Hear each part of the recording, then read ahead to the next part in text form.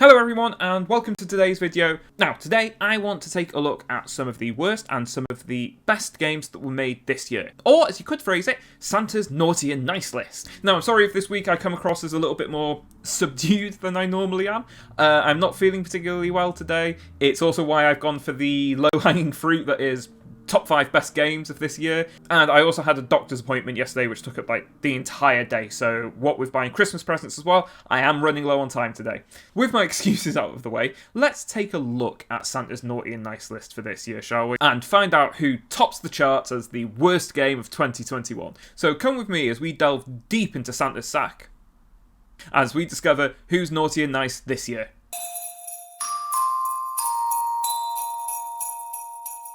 The Avengers. I think quite a few people were with me on this when I say it's been a long time since I was this disappointed in a game. I was hyped for this game. I mean, I am a major Marvel fanboy nerd. I am 33 years old. Yes, I know, stop calling me a boomer. So with the recent Marvel boom and the MCU, I have been loving life. It has been fantastic. Let's run down the reasons why it just didn't live up to the standards that everyone was hoping for. Okay, so number one, and this is probably one of the biggest sins any developer can commit, lack of content. There simply wasn't that much to do. It took a Destiny-style looter-shooter kind of concept, so you always replay a lot of the levels. You do it in Destiny, it works in Destiny. There just weren't that many missions to replay. And then when you factor into that you have to do them over and over and over again. And then there was another factor. The lack of content applied to the characters, who had such a small move pool. And some of the moves were useful but limited in their range, so you ended up just performing the same actions over and over and over again, on the same missions over and over and over again. It's like that quote from Far Cry 3 about the definition of insanity is doing the same action and expecting a different result. And that's where it felt like playing this game. Secondarily as well, you also had, with looter shooters, what is one of the big draws? Destiny pinned that one down. Customization. There was no customization in this game. None at all. Anything you put on didn't change. I mean, you could get a few different skins, but nothing changed you visually. You always looked like Thor or the Hulk or Iron Man. Iron Man in particular is a perfect character for that sort of a concept to work on. What were they thinking? And then a personal one for me that just really grind my gears and working the wrong way is console exclusive characters and content. Spider-Man, possibly Marvel's most popular character, was locked behind a PlayStation paywall. Sorry, I'm calming down. I'm calming down.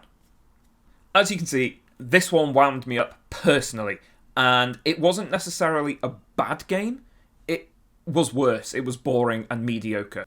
I've made entire videos about the worst games ever. At least you have something to talk about. This one was mediocre, and that is probably the greatest sin it ever committed.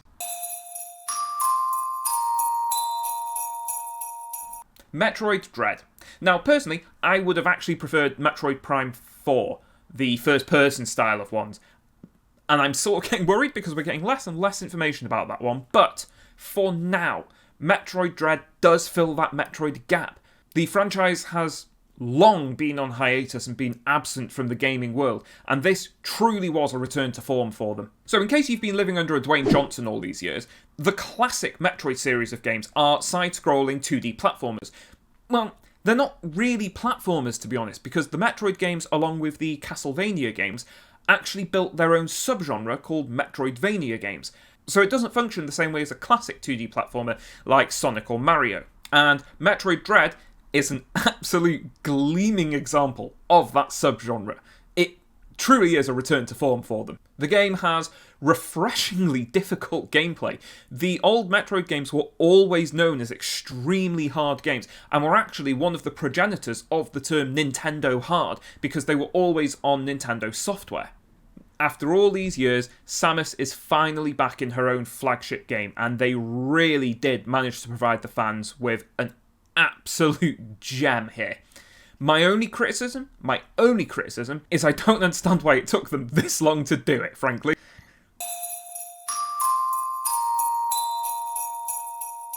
Harvest Moon One World. Oh, how a franchise can fall. Harvest Moon is a long way from its peak in the mid-2000s, and honestly, at this point, hasn't been relevant in over a decade. So, what was so wrong with it? Well, this game is a symbol of how a franchise refuses to innovate, refuses to keep up with the times, and constantly just keeps regurgitating the same game that it's made for 20 years with barely any changes to mechanics or gameplay, being compared unfavourably, I might add, to Stardew Valley, a game that it actually inspired. Yeah, Stardew Valley was inspired by older Harvest Moon games, so we've gone completely circular on this one. Now, with the most recent Harvest Moon game playing catch-up to the game it inspired, and failing badly. We have dull 3D visuals that honestly look suspiciously similar to another game I may have already mentioned, are worse somehow. Where Stardew Valley has cutesy, 16-bit, wholesome graphics that honestly are quite heartwarming and really, really pretty and interesting. This one's just dull, desaturated, a boring wasteland of a world where there's your other criticism. The world itself is just empty and boring with nothing to do. And at its core, simply feels as if no love has been put into it. It feels like this game was made purely to cash in on the recent interest in farming simulators like Animal Crossing and Stardew Valley. What more can I say? With over 100 hours in Stardew Valley, I'm fairly certain which side of the argument I'm going to fall on here and which game I'm going to continue playing. Of course this one was going to be on this list. The Forza games are always up there with the best that the genre can offer, and Forza Horizon 5 is no different. If anything, it stands apart as a truly great racing game. Let's start with visuals. In a word, stunning, beautiful, unprecedented on new generation consoles and ray tracing capable PCs.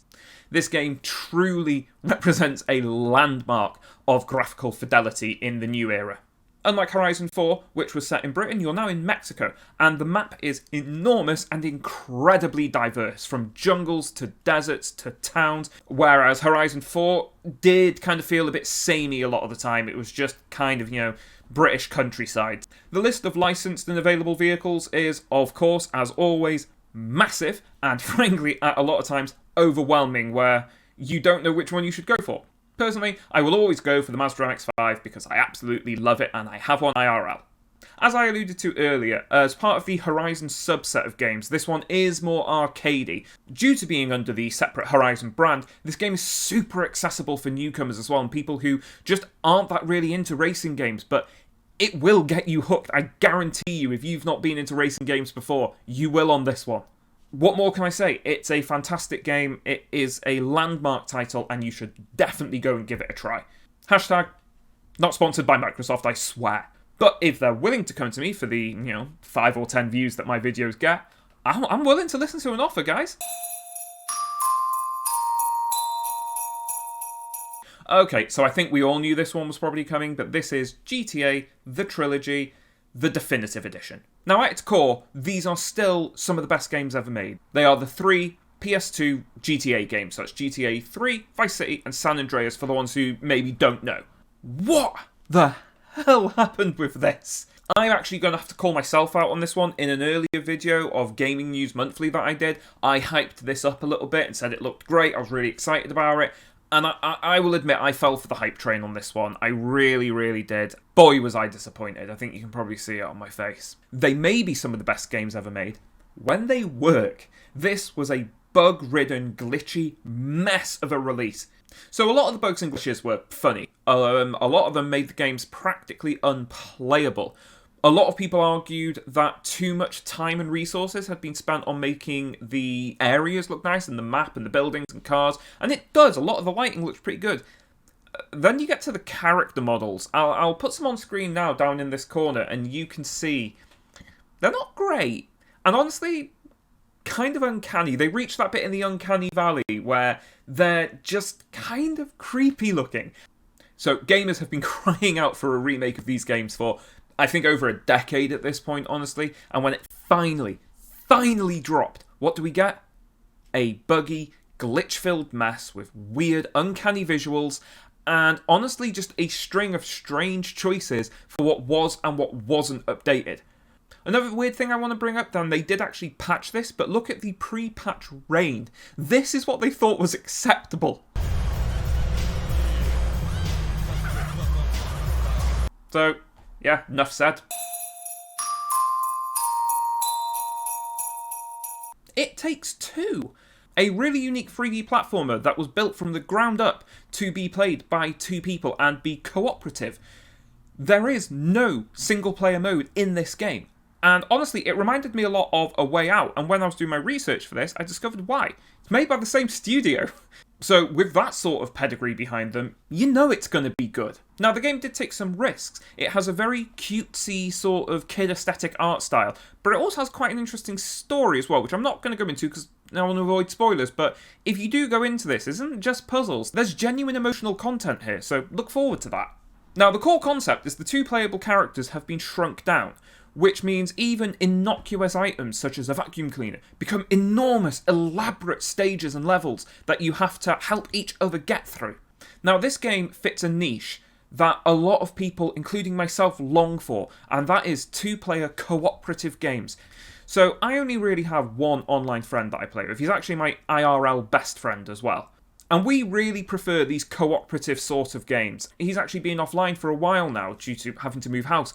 But when he comes back on, I am absolutely going to suggest that we grab this game because it looks awesome. So whilst it's not some big AAA budget game, I think because it fits that niche that actually a lot of people do want, this one goes on Santa's nice list, and it is one of the best games that came out this year, hands down. Battlefield, talking of franchises that have fallen from grace, after a bit of a hiatus, this was the comeback that everyone thought was going to be, the Call of Duty killer, and it was not. This was not the comeback the franchise thought it was going to have, and it certainly wasn't the comeback that the fanbase deserved after waiting so long for a new Battlefield game. So, let's break this down. Battlefield games weren't doing too well in the sales, particularly against Call of Duty, their main rival. So they took a bit of a hiatus to think, right, stop doing yearly releases and let's really, really focus on making a properly good game. Assassin's Creed did it before they launched Origins and sort of retooled the franchise, and it worked. This was, again, a buggy, glitch-filled mess that was barely playable at times, other than just being massively unbalanced in its gunplay as well, regardless of the bugs and glitches. So what were some of these glitches? Well, flying vehicles, flying players, invisible players, invincible players, and honestly, more visual glitches than you can shake the non-existent quality control team at. Are we seeing a trend developing here? Broken, glitchy, buggy, messed up games that seem to be dependent upon a we will release it now and patch it later attitude. I have mentioned in many of my past videos how I hate this trend, and I thought we were past it. But I am worried that with major releases such as this, we're going back to that sort of a style of system, and I'm not a fan, and it deeply concerns me as an attitude these publishers have towards getting these games out the door. I will end it by simply saying Battlefield fans deserved better than this. Valheim. Now, this one's a really interesting one, and you'll notice that I'm not simply sticking to big, giant AAA titles here, because I really do think in the indie space, there's a lot to be had. And Valheim is a great example of what somebody can do without a AAA budget. This game took everyone by surprise and rocketed in popularity once it came out. It even took the developer by surprise. They were not prepared for the level of popularity that this game managed to achieve. In case you're not sure what Valheim is, it's a survival game with a focus on crafting and just generally keeping yourself alive in a procedurally generated world that has a very heavy Viking Norse mythology skew on it. With Valheim, we have an absolutely gigantic open world with a heavy, heavy focus on PvE, which is fine by me, honestly. I love those sorts of games. So the game can feature from 1 to 10 players with the aforementioned heavy PvE focus. You are encouraged by the game to cooperate with your friends on this. There is an enormous library of things that you can craft and an equally enormous list of threats to your safety. Honestly, you had better learn to accept death on this game because it is going to happen to you and it is going to happen a lot. So whilst this game I don't think is ever going to be labelled one of the best games ever made, it is honestly just a really competent example of how somebody on a lower than AAA budget can build an incredibly fantastic game. It is very, very good and incredibly competently made.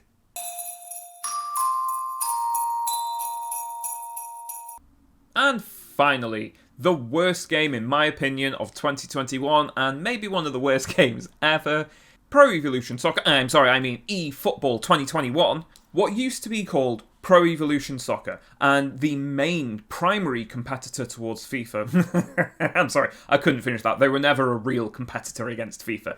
Because they had faded away from the little relevance they actually had many, many years ago, they decided to rebrand themselves as eFootball. I'm going to assume that this was to distance themselves from the recent critically panned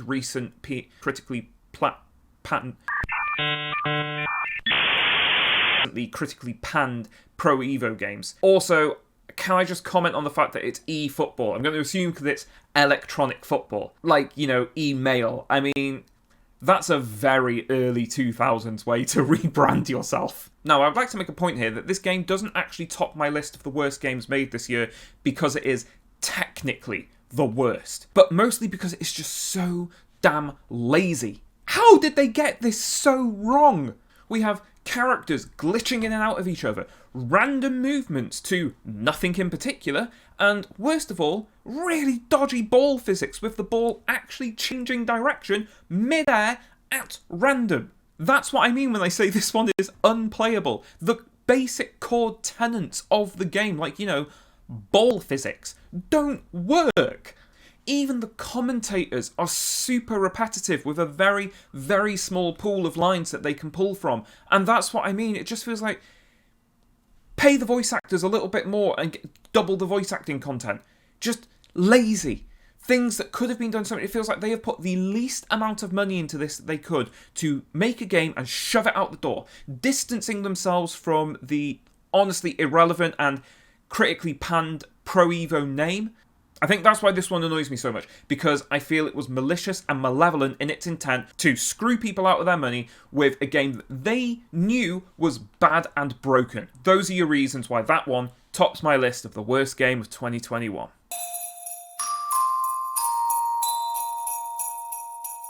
Resident Evil Village. Loved the atmosphere of this game. Now, Resident Evil 7 was a genuinely fantastic game, but I feel Village has perfected the formula and really taken the franchise to new heights here. Bringing new mechanics to the table, really fun gameplay elements, an incredible visual art style, and an atmosphere that was just dripping with suspense, along with, frankly, fantastic storytelling as well. This was the perfect blend of elements for a great game, featuring a roster of incredibly memorable and, in one case, incredibly memeable villains. You all know who I'm talking about. Resident Evil Village manages to be genuinely terrifying at times, and I'm torn on that because I love it, but I also hate it because I'm not a fan of horror in general. One of the things that RE Village does that was just masterful was that it reinvents itself every couple of hours each time you meet a new member of the villainous family, with each stage feeling truly unique and constantly changing up how the gameplay works and the mechanics work. Now, with each stage feeling unique, that's the masterstroke, because it is so easy to become repetitive in these games and just always come back and repeat yourself because, well, that worked well last time, let's do it this time. They didn't. They managed to retain a truly unique atmosphere to each stage of the game. Due to all of this, I'm giving this game an absolute thumbs up and gold star, and that's why I'm placing it as one of the best games of 2021. Absolutely no question. That was my roundup of Santa's Naughty and Nice list for 2021. Some of the worst and best games that were released this year. Since we're approaching the new year, I might do another roundup shortly as well. But this one was just honestly a bit of an easy target for me because, as I said, I'm not feeling particularly well this week and I had a doctor's appointment that's taken up my time. I've still got a lot of Christmas shopping to do, so I'm running a bit low on time this week, so I thought this one would be easy and quick, but honestly it actually turned into a bit of a bigger project than I thought it would.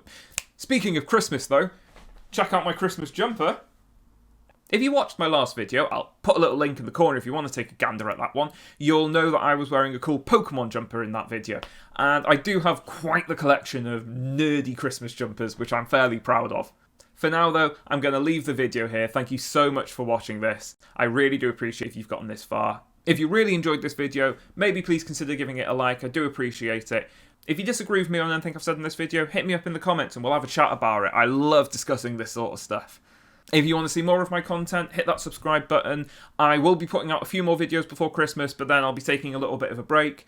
But after that, service will resume as normal, weekly videos. If you want to see more of my videos right now, 2 videos will appear on screen, here and here. This one is the latest video that I made, and then this one is a YouTube suggestion that they think you'll like from my catalogue. Again, thank you so much for watching. I really do appreciate it. I'll catch you next time. See you later.